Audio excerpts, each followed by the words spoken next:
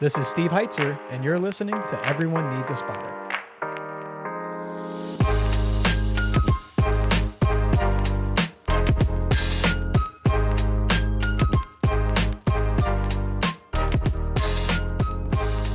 Hello, everybody, and welcome back to another exciting episode. It's been a little bit of a while since we've all been here, but we are pretty pumped to be back behind the podcast mics with another episode of Everyone Needs a Spotter, the multifamily fitness podcast brought to you by the expert team here at RMS Fitness. Robert is already click-clacking away over there, fearless clicker himself. We're going to go ahead and just, really quickly introduce everybody. As always, I am your host, Steve Heitzer, joined across the table, fearless leader himself, leading fearlessly. He's even got his fancy free advice placard up. He's going to be handing out all the free goods here today, guys. So come to Robert for all your advice needs. But how's it going, Robert?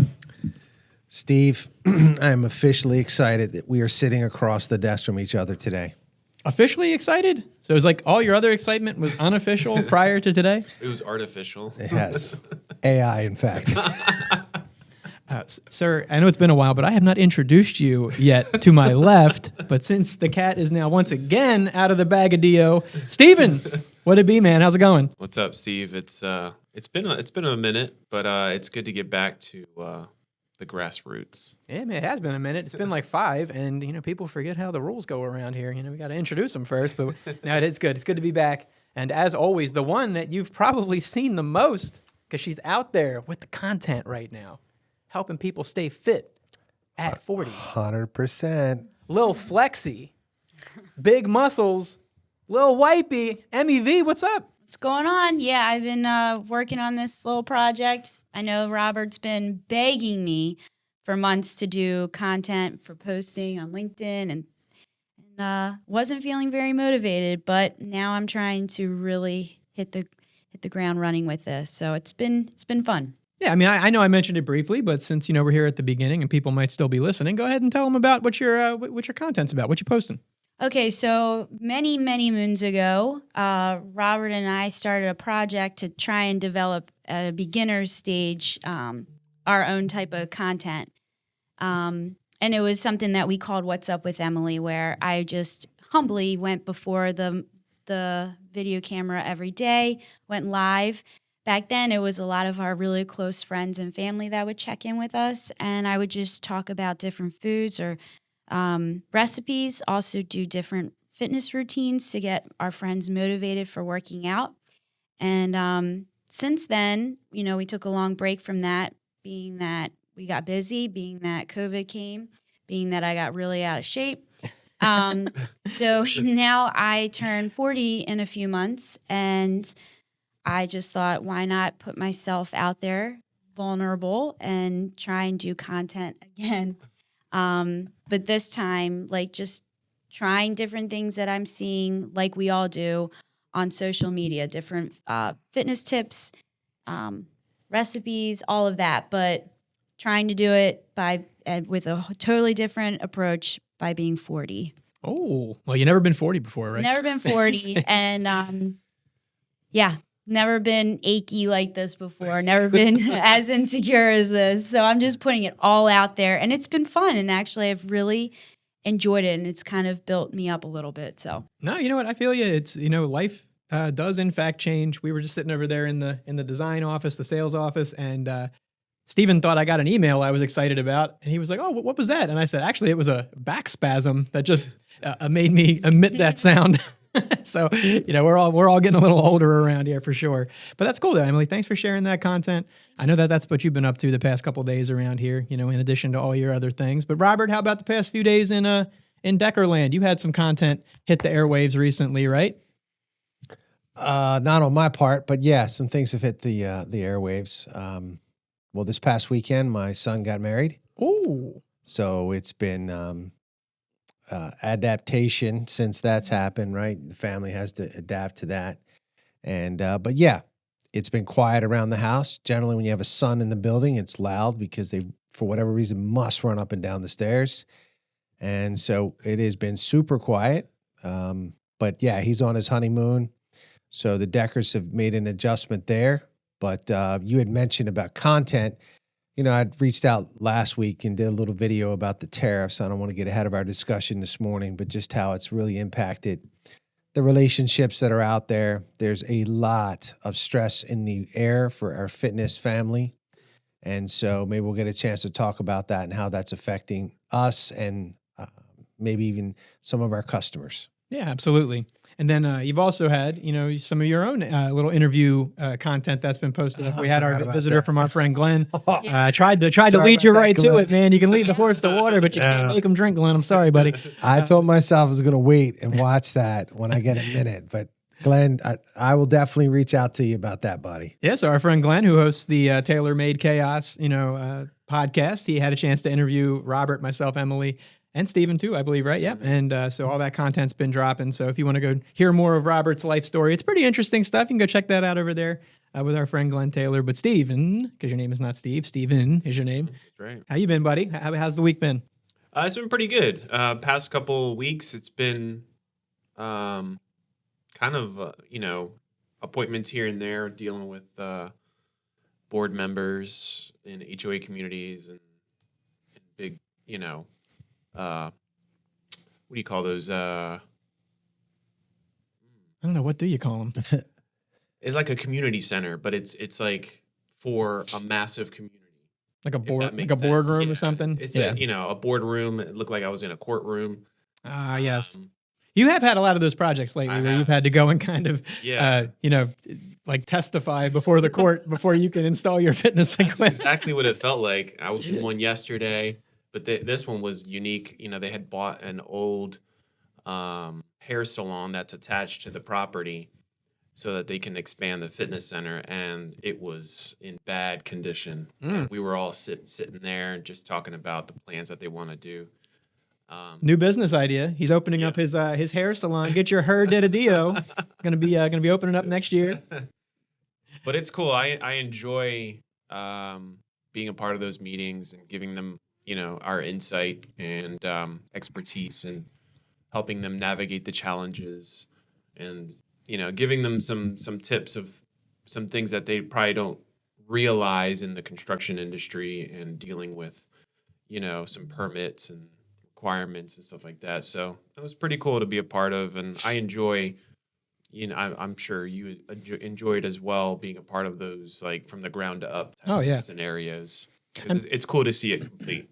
Yeah, sorry, I didn't mean to cut you off. Yeah, that's one of the things that I enjoy most is, it's up here on the sign above Robert's head there. The design, the consultation, that consultative part of what we do is probably among my more favorite parts of the process of really getting, to be in there and kind of help people avoid the pitfalls and kind of maximize what they're doing. That's really part of what I enjoy. And you've had a lot of those projects lately, so good on you because you've been able to convince lots of people that you've got the right stuff there to get those projects done. But that's, really what everyone needs a spotter is all about, right? It's about sharing our expertise, sharing our understanding of the fitness equipment industry and how that can affect, the goals that you're trying to meet there at the property. So that's kind of some of what we wanted to talk about today was just that, being that it's getting to be summertime, that brings about certain common changes in the in kind of the way fitness centers get used. It brings about certain seasons for a lot of our customers as far as budget season. So I thought it would be a good time to talk about all those things. So, along with the summertime, Emily, comes increased temperatures.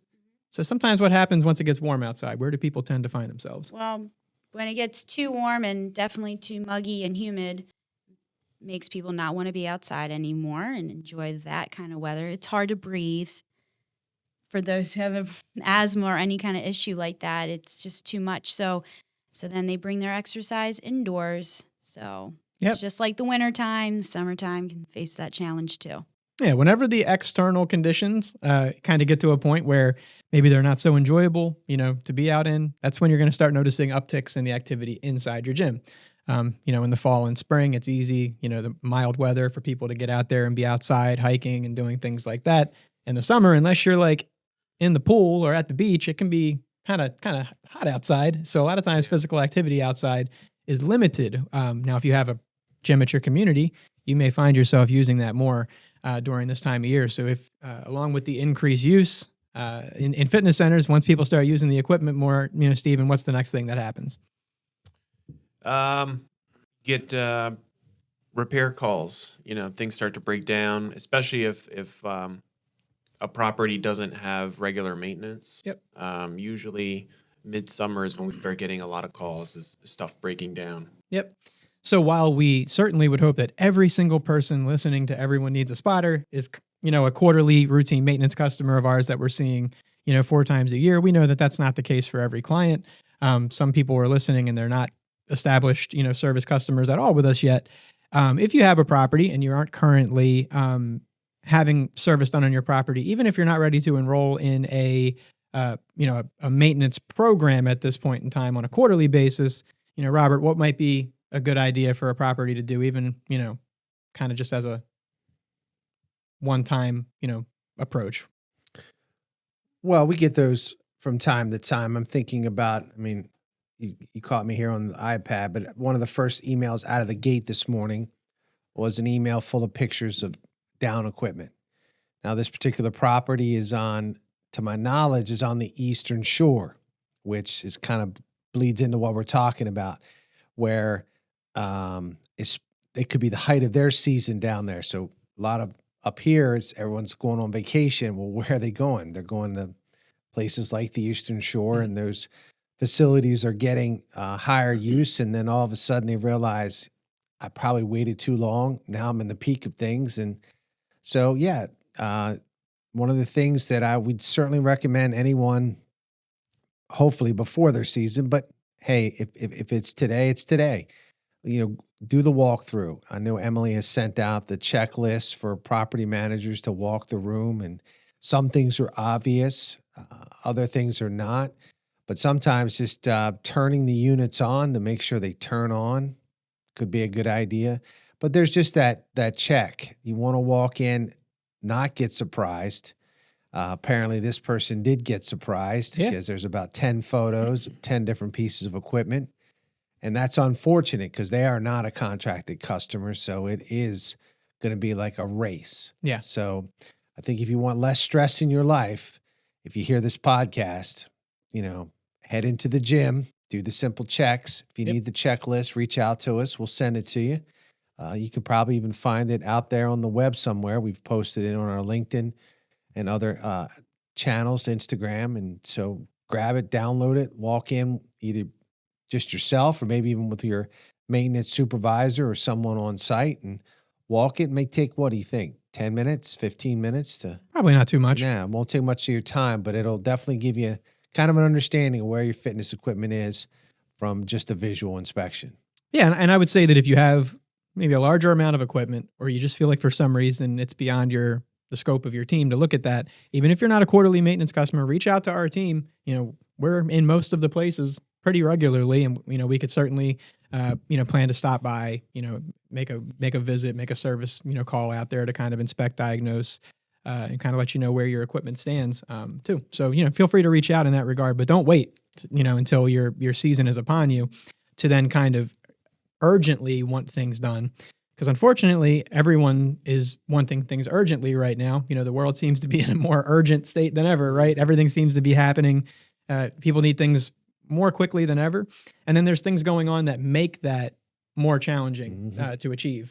So, another thing that obviously plays a factor in what's going on right now is the tariffs, situation in the world. A lot of people were thinking about pricing as the major impact that, the tariff was going to have on our industry. I'm of the personal opinion that I don't think the pricing has necessarily been like as kind of crazy as a lot of people anticipated. But I do think the supply issues that are going to be brought about by the tariff, disruptions are going to be real. I think there's going to be a notable period of time where there's a shortage of things. So how could that, maybe Robert or Steven, as kind of guys that worked on that service side of the business for a long time, repairing equipment, how could that impact the ability to get something done quickly for a customer? Yeah, so what like a lot of the news articles have been hinting is when the tariff was being hinted at, a possibility, there was mass buying going on to stock up the inventory. And now what's happening is when that happens, if you need a particular part that's been mass purchased by other providers around the nation, then you're going to have part delays. And the same applies to even new equipment as well. But, on average, we'll get parts within a week. But now we're seeing more delays, 2 weeks, 3 weeks, and some are on extended back orders. So, and it's unfortunate. It's the ebbs and flows of business and dealing with politics and whatnot. But that's why if to Robert's point, it's important to get ahead of the situation, especially if you're a seasonal fitness center, to get that one-time PM service, like you had mentioned, a month or 2 months before you try to open, for the busy time. Yeah. To help, avoid these situations that you could be under with extended back orders. Yeah. I mean, when your busy seasons are, right? So it's things sneak up on us all. But since we know the situation that we're kind of in right now with the lead times and potentiality for delays, like it's really upon all of us to be more proactive to stay out in front of things, because there's not much that can be done. That the delays that are happening, or the shortages that are occurring, they're not very consistent. They're kind of like hit or miss. Some things are readily available and some things are just not, so there's not really a fine point that I can put on that, other than to say, like, there's the potential for various delays in the process right now, brought about by disruptions to the supply chain. So Robert, I did see that your hand was up. I hope I didn't. No, I think you were going down the same line of thought. I think what people tend to see in situations like this, and I'll just speak openly here, is seeing the pause one moment, sure, just in case anyone can hear this. I can't do anything about the chainsaw in the background. I don't know if you can hear this, but someone is, it's called a leaf blower, cutting down a tree or blowing down a house or something outside. But yes, so if you hear it in the background, guys, it's there. Hey, we're live. Communication.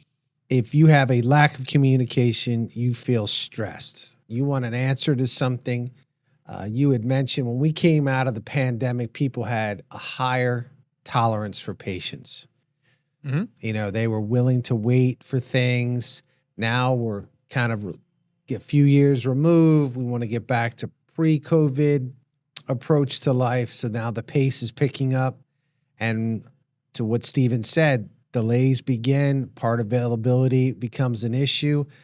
But I think what I'd like to say on the podcast today is that we try very hard to let the customer know that the part is on back order. But what I think our customers might not realize is we're getting, ridiculous times, like 4 to 6 weeks, couple months. I saw one status come across on a particular piece of equipment for a repair, and it was 6 months.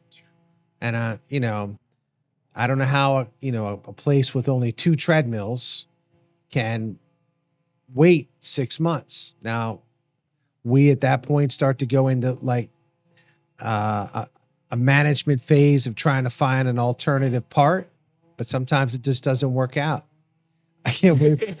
He's purposely. I mean, if I could turn the camera, you could see him through the window. He's just here cutting this tree. So Steve wanted to mention post-editing.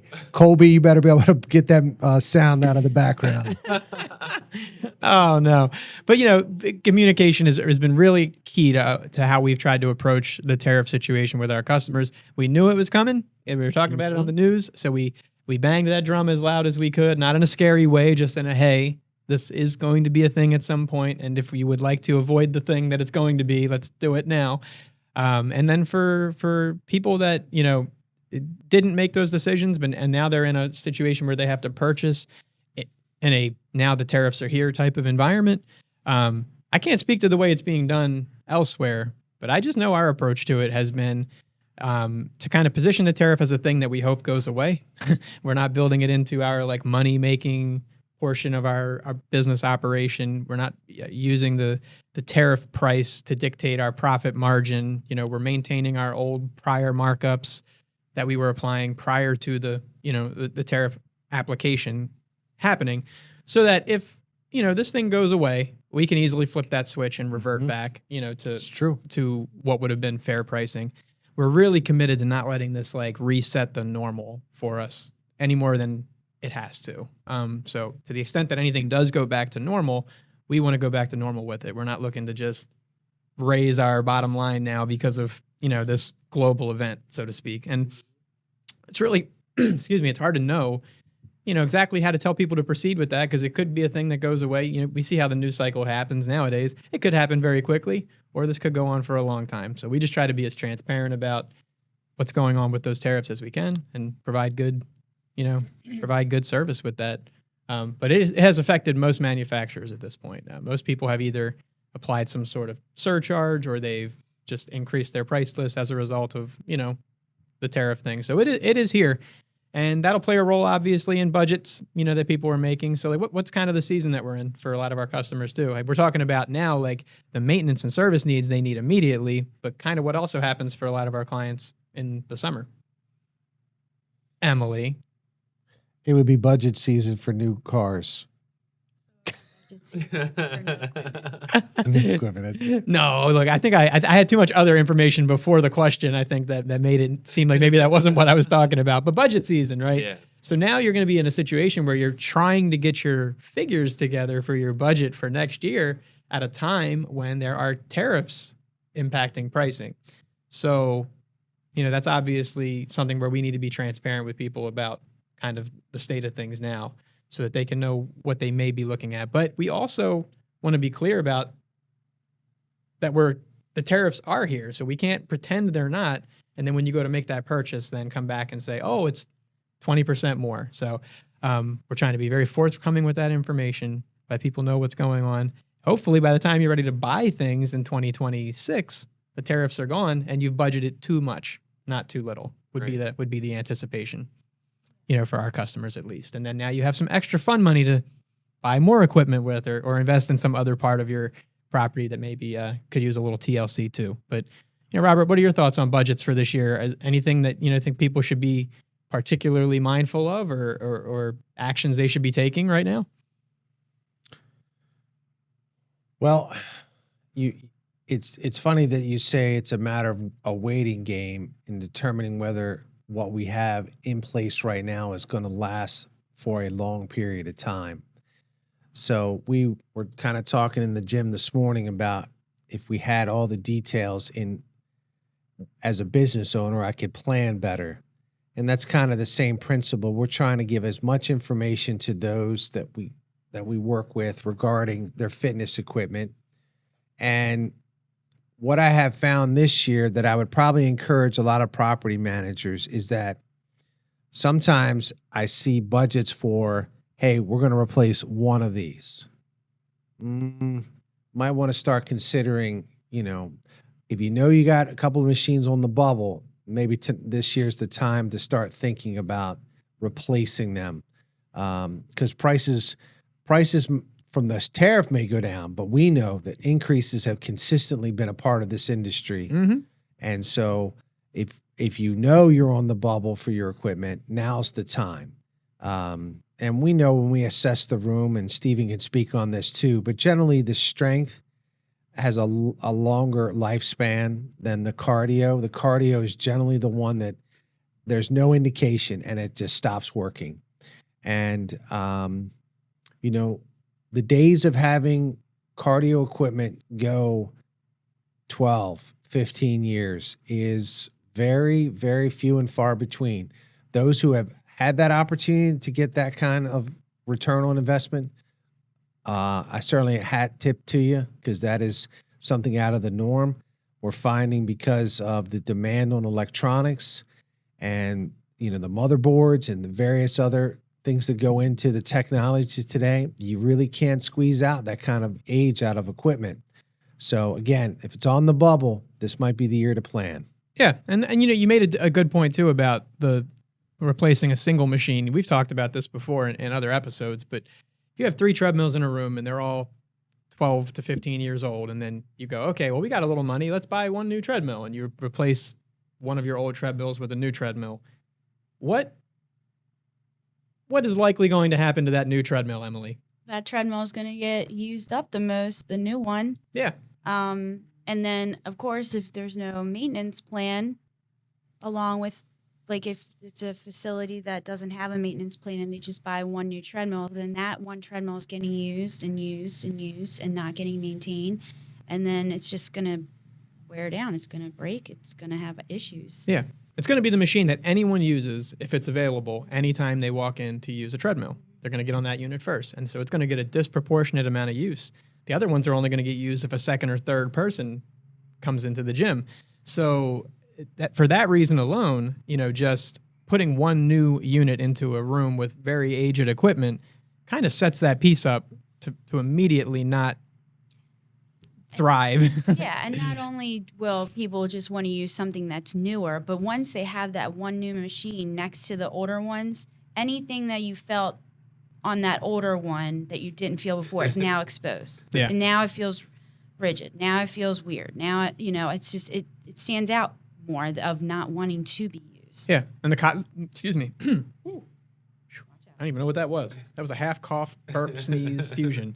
And then the cosmetic damage that is on the older units, it just, if you have a unit, a bunch of machines in your room that all look like they're like a condition level 7, and then you take one or two of them out and put brand new 10s in the room. Well, now those 7s kind of start looking like 5s, because they're next to these other brand new shiny pieces of machines. As far as just a rating scale on the cosmetic of the equipment goes, having those new machines next to the old machines can make the old machines look even older than they did before. Yeah, so it's by comparison, sometimes you can be doing a little more harm than good.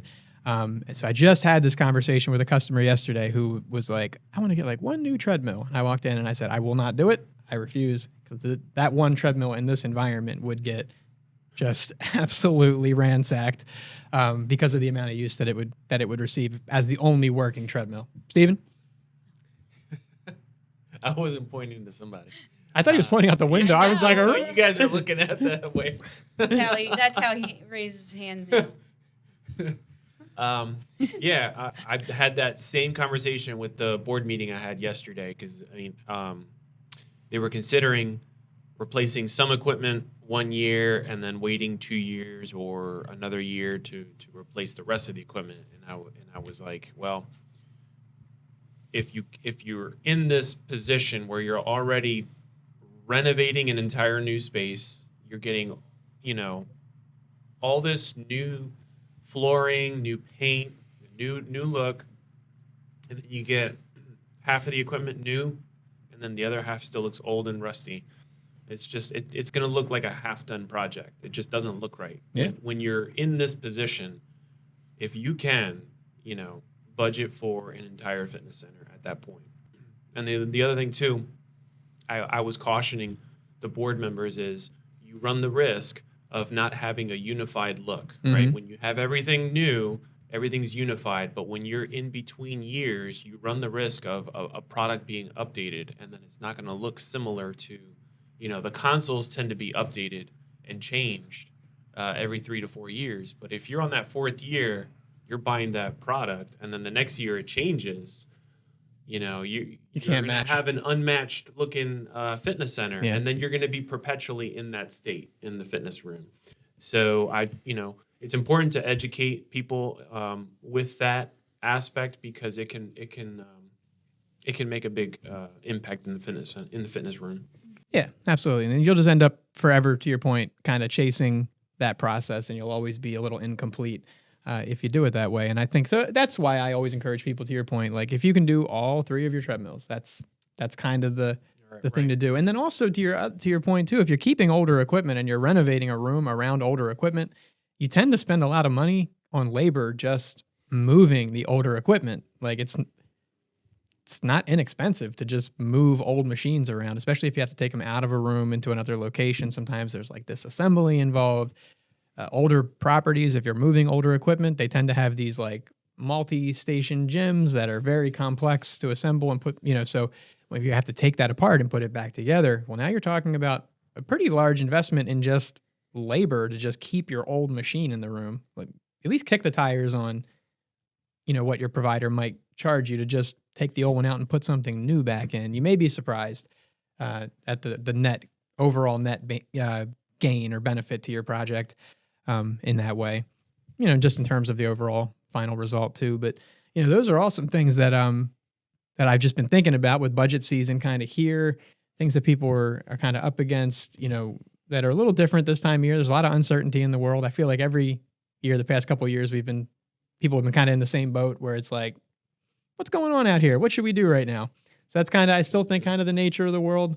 So we can only tell you that we'll do what we always do, which is provide you with honest, straightforward, authentic information and recommendations that we think are the best available to you at the time and help you make, some pretty good decisions with that. But yeah, I mean, anything else that you guys can think of as far as budget season that people might want to think about right now? I know Robert, I know you had a thought about the temperatures in the room.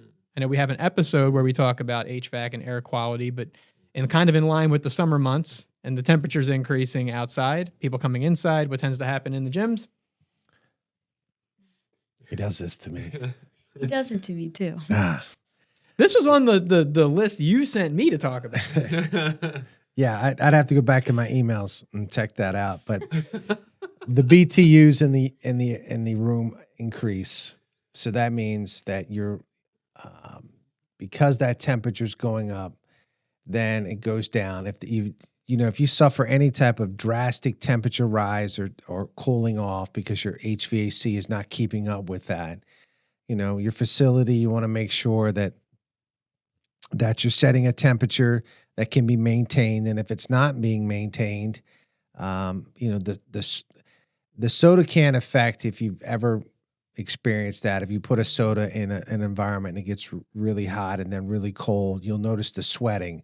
Well, that's kind of what happens on a treadmill or any piece of equipment that's in your facility.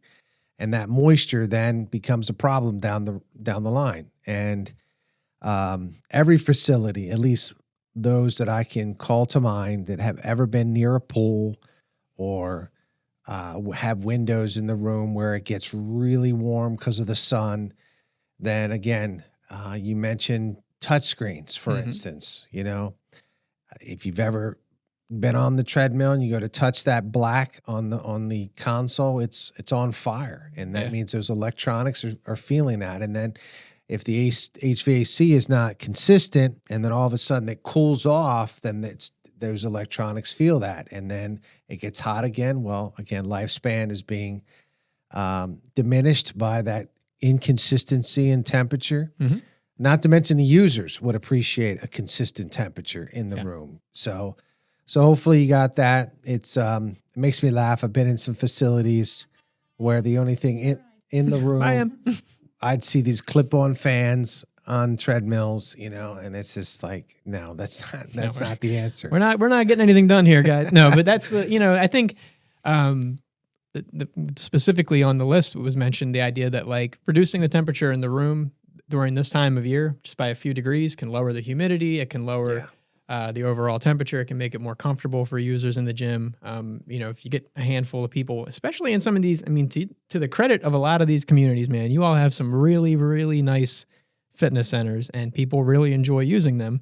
So when you get a lot of people in a room running, jumping, lifting, it can get real hot. It can get real humid. It can get a little funky in those gyms sometimes.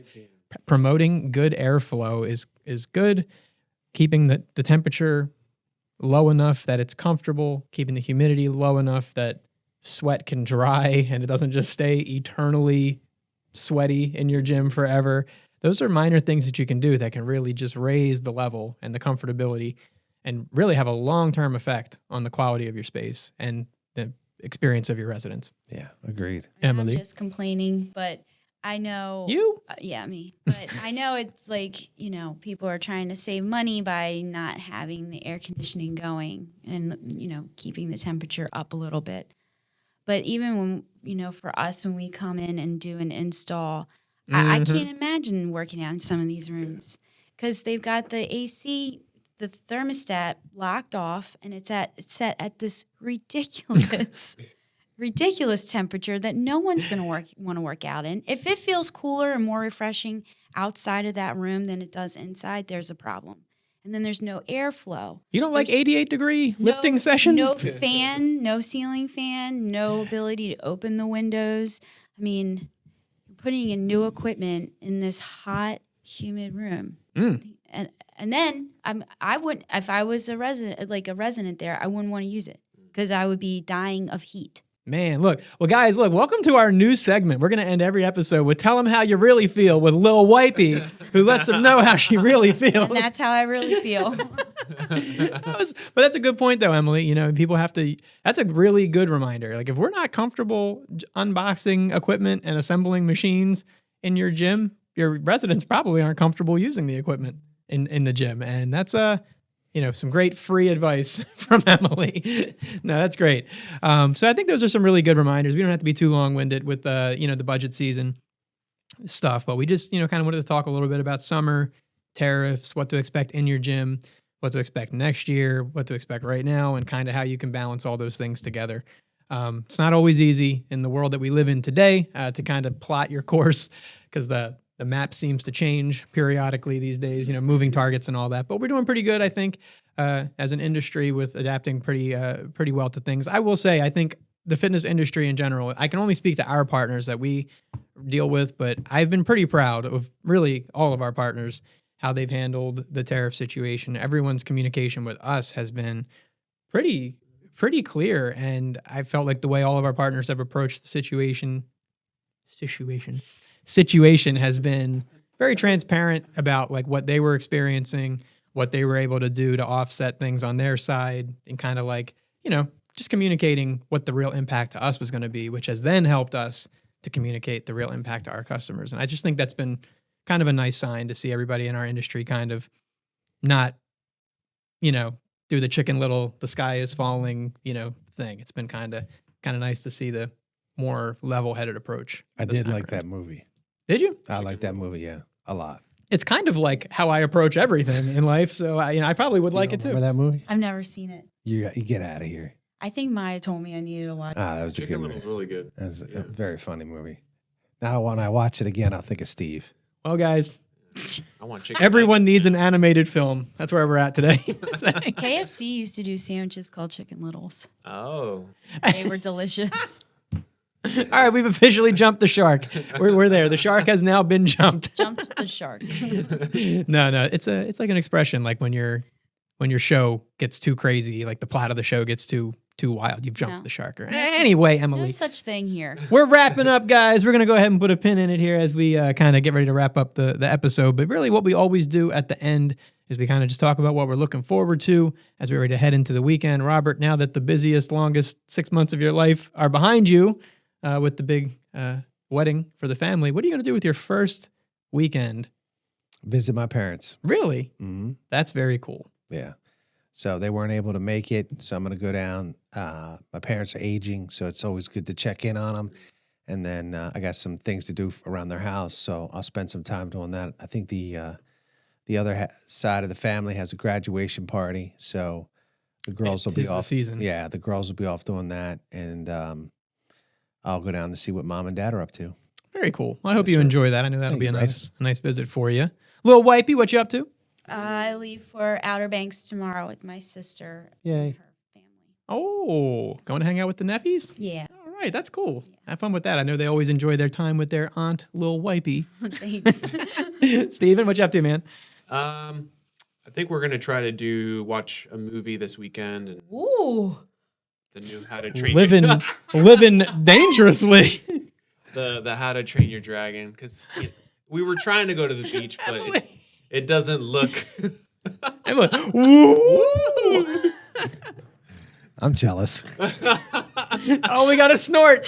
We got to snort. It's I on thought film. maybe you're like go to the beach or something, but Well, yeah, watch a movie. we wanted to I go to turn the my beach, TV on. Yeah. but it doesn't look like a good weekend for that. So it's probably a better weekend for being trapped in a movie theater. So Yeah. something like that. Yeah, we're still. I think everyone's itching for like to get into summer right now, but spring is lingering Such a weird, this year. weird It's been weather. Yeah. I hate to sound like a true dad, but we did need the rain. So I'm grateful. I'm grateful that we've had the rain. Robert Heitzer would be so proud. I am grateful that we've had the sky water the past couple of days. It's been really nice. But I mean, you know what? I think that basically puts a pin in it, everyone. As always, we hope that you've enjoyed your time here with Everyone Needs a Spotter and that you found this podcast to be educational, informative, and or entertaining. And if you have found it to be, we just simply ask that you would make a referral or a recommendation to someone in your network.